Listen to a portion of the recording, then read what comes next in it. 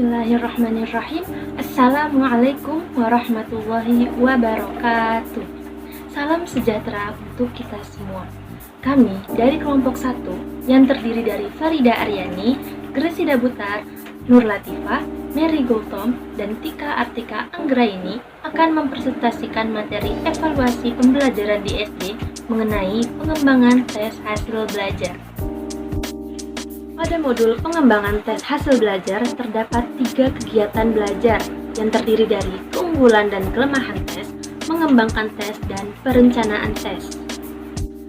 Tes merupakan alat ukur yang paling banyak digunakan oleh sekolah dalam mengukur hasil belajar. Ada 2 jenis tes, yaitu tes objektif dan tes uraian. Tes objektif seringkali digunakan untuk penerimaan siswa baru, sedangkan tes uraian seringkali digunakan untuk ulangan harian. Setiap jenis tes memiliki keunggulan dan kelemahannya masing-masing. Pada kesempatan ini, saya akan membahas mengenai keunggulan dan kelemahan dari tes objektif. Tes objektif memiliki beberapa keunggulan, diantaranya yaitu yang pertama, dapat digunakan untuk mengukur proses berpikir rendah sampai sedang. Yang kedua, semua atau sebagian materi yang dipelajari dapat ditanyakan saat ujian. Yang ketiga, pemberian skor pada siswa dapat dilakukan dengan cepat, tepat, dan konsisten karena jawaban yang benar sudah jelas. Yang keempat, memungkinkan untuk dilakukannya analisis butir soal. Yang kelima, tingkat kesulitan butir soal dapat dikendalikan. Dan yang keenam, informasi yang diperoleh dari hasil tes objektif akan lebih banyak. Sedangkan kelemahan pada tes objektif yaitu yang pertama, butir soal yang diujikan kebanyakan hanya mengukur proses berpikir rendah. Yang kedua, membuat pertanyaan objektif lebih sulit karena membutuhkan alternatif jawaban yang homogen. Yang ketiga, kemampuan anak dalam memahami soal dapat terganggu. Dan yang keempat, tidak dapat mengorganisasikan, menghubungkan, dan menyatakan ide sendiri. Jadi, jika kita ingin menggunakan tes objektif, kita harus mampu untuk memanfaatkan keunggulannya dan menekan kelemahannya. Dan yang kedua adalah tes uraian. Tes uraian ini juga memiliki keunggulan. Adapun keunggulannya yaitu dapat digunakan mengukur proses berpikir tinggi. Yang kedua, tepat digunakan mengukur hasil belajar kompleks. Dan yang ketiga, waktu untuk membuat soal lebih singkat. Dan yang keempat, menulis tes relatif lebih mudah.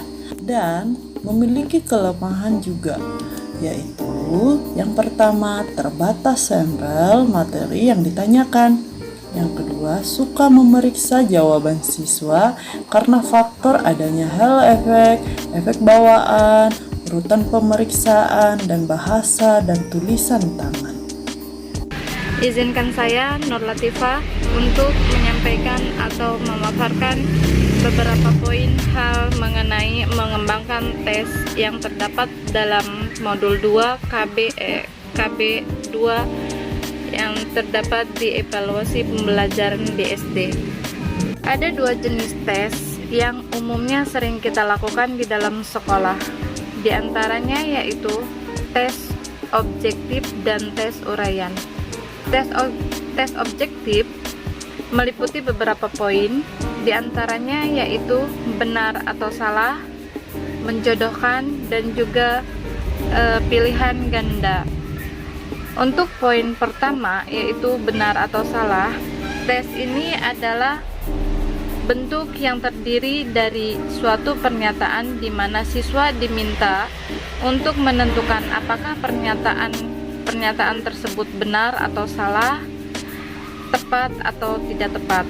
Yang kedua yaitu poin yang kedua yaitu menjodohkan atau matching. Matching ini adalah suatu bentuk tes yang terdiri dari 2 kolom yang paralel, di mana masing-masing kolom tersebut berisi uraian-uraian atau keterangan-keterangan. Untuk poin yang ketiga yaitu pilihan ganda atau multi choice. Multi choice ini adalah suatu item yang terdiri dari suatu statement atau suatu statement yang belum lengkap Untuk melengkapi statement tersebut, disediakan beberapa statement sambungan. Satu di antaranya adalah statement yang merupakan sambungan yang benar dan sedangkan yang lainnya adalah sambungan yang salah. Di sini saya akan lebih mendetail menjelaskan tentang tes uraian. Tes uraian itu ada dua jenis, yaitu tes uraian terbuka dan tes uraian terbatas. Tes uraian terbuka itu lebih tepat digunakan mengukur kemampuan siswa dalam menjelaskan hubungan sebab akibat, menerapkan prinsip atau teori, merumuskan kesimpulan. Sedangkan uraian terbuka itu digunakan untuk mengukur kemampuan siswa dalam menghasilkan, mengorganisasikan, dan mengekspresikan ide. Biasanya dalam setiap evaluasi pembelajaran kita akan menemukan tes dalam bentuk objektif dan tes uraian. Nah, dalam membuat tes dan mengembangkan tes uraian, ada hal-hal yang perlu diperhatikan saat mengembangkan tes uraian. Yang pertama adalah bagaimana cara kita menulis tes uraian itu dengan baik. Dan yang kedua, bagaimana cara kita memeriksa hasil tes uraian yang sudah kita berikan. Saya Tika Artika Anggraini di sini akan menjelaskan terkait perencanaan tes. Tes hasil belajar dikatakan baik jika tes tersebut dapat mengukur ketercapaian tujuan pembelajaran yang telah ditetapkan dalam rencana pembelajaran tersebut. Dalam hal ini, ada beberapa hal penting yang harus diperhatikan dalam pembuatan perencanaan tes. Antara lain, untuk yang pertama, pemilihan sampel materi yang akan diujikan. Untuk memilih sampel materi yang secara representatif dapat mewakili semua materi yang telah diajarkan selama proses pembelajaran. Untuk yang kedua, jenis tes yang digunakan.